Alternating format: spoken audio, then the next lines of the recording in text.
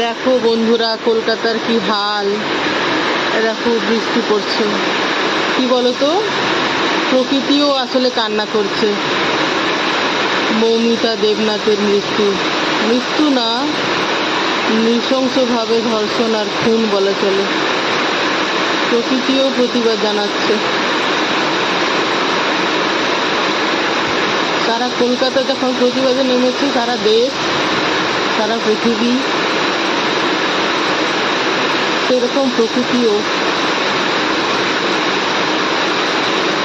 এই দোষী যে বা যারা, তাদের এবারে কঠোরতম শাস্তি হওয়া দরকার, চরমতম শাস্তি হওয়া দরকার, দৃষ্টান্তমূলক শাস্তি হওয়া দরকার।